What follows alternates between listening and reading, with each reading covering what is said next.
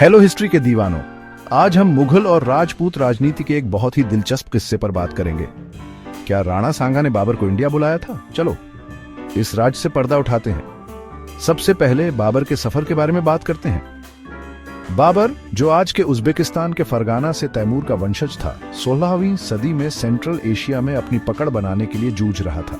समरकंद पर अपना कंट्रोल खोने के बाद उसने काबुल की तरफ रुख किया। बाबर ने 1519 में पहली बार इंडिया पर हमला करने की कोशिश की, लेकिन वो नाकाम रहा। उसने 1534 और 1525 में फिर कोशिश की और आखिरकार 1522 में पानीपत की लड़ाई में इब्राहिम लोदी को हराकर दिल्ली और आगरा पर कब्जा कर लिया। लेकिन सवाल ये है, क्या राणा सांगा ने उसे बुलाया था?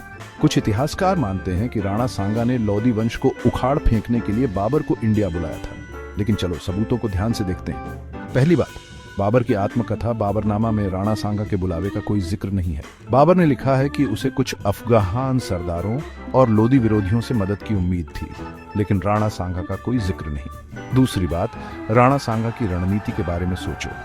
मेवाड़ के शक्तिशाली राजा होने के नाते उसका मकसद उत्तर भारत में मुस्लिम शासन को कमजोर करना और राजपूतों की ताकत बढ़ाना था। दिल्ली पर कब्जा करने के लिए बाबर को बुलाना उसकी रणनीति से मेल नहीं खाता। इसकी बजाय उसने शायद मौके का फायदा उठाया होगा और बाबर और लोदी को आपस में लड़ने दिया होगा, ताकि उसकी अपनी महत्वाकांक्षाओं का रास्ता आसान हो जाए। जब बाबर ने इब्राहिम लोदी को हराकर दिल्ली और आगरा पर कब्जा कर लिया तो राणा सांगा को उम्मीद थी कि बाबर वापस चला जाएगा। लेकिन जब यह साफ हो गया कि बाबर यहीं रुककर राज करना चाहता है तो राणा सांगा ने पलटवार किया। फिर राणा सांगा ने बाबर के खिलाफ एक बड़ा सैन्य अभियान चलाया।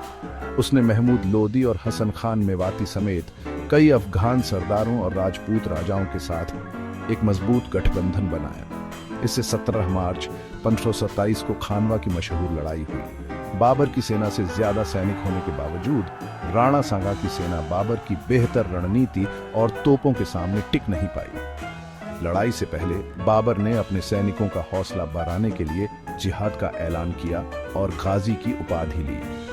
उसने युद्ध में तोपों और बंदूकों का इस्तेमाल किया, जबकि राणा सांगा की सेना पारंपरिक तलवारों और घुड़सवार सेना पर निर्भर थी। नतीजा, बाबर जीत गया। राणा सांगा घायल हो गए और मेवाड़ वापस चले गए, जहां 1528 में उनकी मृत्यु हो गई। कुछ लोग कहते हैं कि उन्हें जहर दिया गया था, तो कुछ का मानना है कि उनकी मौत युद्ध के जख्मों से हुई। तो क्या राणा सांगा ने बाबर को बुलाया था?